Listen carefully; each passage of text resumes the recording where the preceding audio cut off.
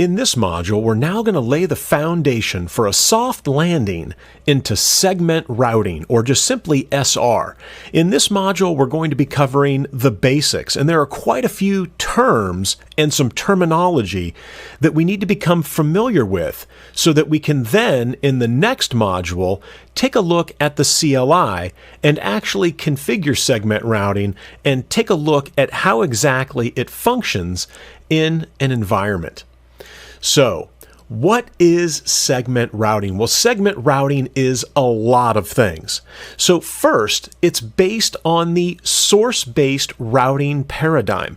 And we've talked about that in terms of one of the major benefits of MPLS, is that it allows us to do source-based routing. Well, segment routing allows us to do the same thing, but it allows us to do it in a much more optimal fashion. And I'll talk about the statement here, and I've actually seen this at a Cisco Live booth where they were talking about segment routing, and it is being touted as the routing protocol for SDN. And so that is the major departure from MPLS. Now, I'm going to address the MPLS data plane versus the IPv6 data plane. In other words, MPLS SR versus SRv6, and I want to provide a lot of clarity around that because this is typically where there's a lot of confusion, right? So as soon as I say, well, segment routing is source-based routing, then the question becomes, well, wait a second, how is that any different than MPLS? Or how does that buy me any additional features or functionality than if I was to be using MPLS? And so the tie-in with software-defined networking is really the first red flag. That is a significant difference. And so I also want to touch on some IETF RFC documents that are out there that are critical reads in terms of mastering segment routing. And these documents are the source packet routing in networking problem statement and requirements. And so we've now kind of come full circle, where in one of the very first modules of this course, I talked about the MPLS problem statement and requirements. And we took a look at some of the things that were in there. Now, RFC 7855 is much longer than the MPLS problem statements and requirements doc, and that Spring, that is the actual name of the IETF working group, and this is where that name is derived, that source packet routing in networking, right? Spring. Now, RFC 8402 is the segment routing architecture. And again, this is an amazing RFC chock full of information. And the final RFC I want to refer to is this draft RFC, or I should say draft IETF Spring Segment Routing MPLS. And this is where our focus is going to be.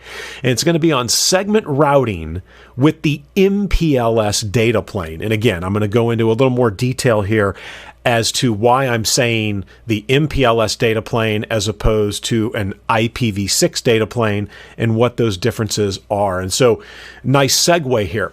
So there's two data plane solutions that are available to us. And the first is we can do segment routing, and we can do it right on top of MPLS. And so the reason that the SR-MPLS has such importance is that if you're already running MPLS, all you would need to do is ensure that your routers throughout your environment support segment routing capabilities, and you can begin the transition to a segment routing environment on top of your MPLS environment. Segment routing is using labels, right? When we're talking about SR-MPLS, it's just going to be using the MPLS labels. In fact, you're going to see that when we start to talk about the adjacency label, or I should say the adjacency SID, that the labels that get used are going to come from the same range of labels we normally use, starting at 16. And then when we start to talk about other segment identifiers that are a little bit different, we're going to see that those values are going to come from something that's going to be called the SRG the segment routing global block, or sRGB. And that's where we're going to see sort of the loopback prefix SID, or segment identifier, is going to be tied to a loopback address. And so we'll see that. And that's the difference, right? So with SR-MPLS, we're still using MPLS as the data plane. It's just that we're enabling segment routing.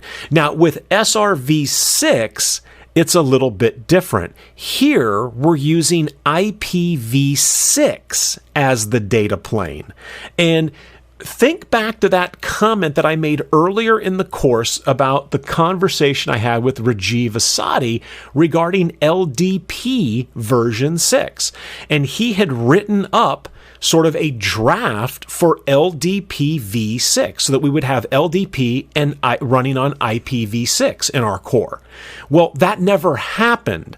And so I had made the comment at the time that it was overcome by events, and this is the event. Segment routing is the event. This is why we don't have LDP v6, because we don't need an LDP for IPv6, because I can do segment routing with the existing MPLS data plane, and then I can just simply use, or if I'm not doing that, then I can simply use IPv6 and then piggyback the segment routing header using IPv6.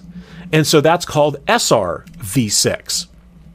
And again, the data plane is just MPLS, and we're using segment labels, which are just MPLS labels, or we can use IPv6 and a segment router header.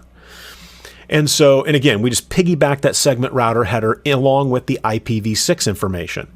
And then let's talk about the control plane, because you're probably thinking, okay, well, segment routing, we can use EIGRP, right? Well, no. You don't want to use EIGRP, and technically you can't, because it's only going to be supported by these link state routing protocols, IS to IS and OSPF, as well as BGP, which is not a link state routing protocol, but I've got it on here because it is supported.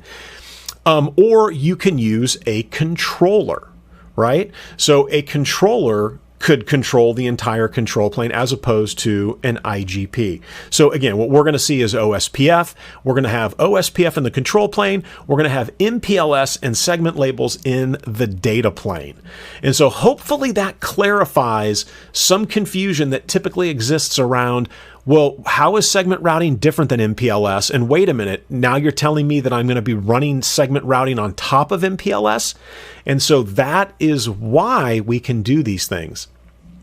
Now, we've got some key terminology, and there is a lot of new terminology here, right? So we've got, and we'll start out very simple. So a segment identifier, or just an SID. I want you to think of that as an instruction. And that instruction for that segment identifier in question can simply be take the shortest path, or use this interface, or use a specific interface, right? It's just an instruction that the segment is going to follow. Now, the segments are combined to form the path through the network. Excuse me. And this is one of the differences from MPLS. So with segment routing, you're going to have your entire label stack from head end to tail end, or from ingress to egress. You're going to have that entire label stack at the head end ingress router, as opposed to going from hop to hop and having swapping operations determine what that next label will be. Now, we still have basic SID operations that are going to sound very familiar to the MPLS operations, but know that with segment routing, the segment identifier, the instructions, you're going to have, those are pre-computed, almost sort of, you can think of it as being pre-signaled, so that when traffic enters the network and becomes segment routed, that it's already pre-configured and you have all of your segments in a list. And so that's a nice segue here into the next term. So now we have segment list. It's an ordered list of segments to follow to get to your destination. And it's also referred to as just the SID list, right? So we've got segment identifiers, And those are just instructions. SIDs are instructions. And then we have an SID list. And we get the whole list at ingress, right? So now let's talk about some of the different list operations that we could have. We could have a push operation. And that's going to insert either an individual segment or multiple segments, depending on how many are required. But again, it's pushing them all. Like, let's say it would require 8 segments, segment identifiers, right? That segment list is going to get all 8 of them. It's going to get them all right up front. And so they're going to be pushed onto the packet. And then you've got the continue, which just simply means that whatever the active segment is, it's not done yet. And so it's just going to continue. It's going to remain as the active segment in the segment list. And then we've got next, where next means that the active segment has completed. And so then we're going to go to the next segment in the segment list. And then that segment becomes the active segment. And so again, starting out very simple, segment identifier, SID, it's just an instruction. Then we have an SID list. And then we've got some basic operations that the SID list is going to perform. It's going to push, it's either going to continue, or we're going to have next. And again, these are the basic operations of segment routing. So now let's talk about the different segment types, or the different segment ID types. And so the first one is the IGP segment, or the IGP segment ID, right? And all these names are synonymous here. So when I say IGP prefix segment, I'm talking about the prefix segment or the prefix SID. And so it's typically going to be a loopback address. It's going to guarantee uniqueness in the segment routing domain, just like in an OSPF autonomous system or in an ISIS level. We've got that. We have a router ID and it's going to be unique. It's sort of the same concept here with the loopback address. It's going to guarantee uniqueness for us in the SR domain. Now, when we talk about the prefix SID, it's going to come out of this special new block of label numbers called the segment routing global block. Now, we can use an index value, or we can manually hard code the value in as to what that label value will be. And now it's a global segment, because when we hard code it in, just like the router ID with an IGP, all of the other routers in that routing domain know about that router, and they know about it how? They know it by its router ID. And in segment routing, this is the same thing. The prefix SID is tied to a loopback address to guarantee uniqueness. We can hard code the value, the label value of the segment value of this, so that it's advertised out globally and everybody knows about everybody else's global segment, right? This prefix SID. And it's advertised by the IGP. So you're probably seeing why EIGRP can't be used or isn't used. So all nodes in the SR domain know what to do with prefix segments. And the prefix segments are ECMP aware. Remember, if I'm telling you, go to 5.5.5.5 router 5, then you can take any segment to get there, right? You can take any other segment to get there. So we can support ECMP. But what happens when you're not pointing to that loopback address? What happens when maybe you're pointing to a individual interface address? Then maybe it's not possible. And we'll see that when we get to the different segment types, you'll see where it is not possible. So that is the IGP prefix segment. Again, IGP prefix segment is also known as just the prefix segment or the prefix SID. Now we have an IGP node segment, and this is a subtype of the prefix segment. It can only be associated with a host prefix. And you might be asking yourselves, okay, well, how is the node segment different from the prefix segment? And the difference is it can only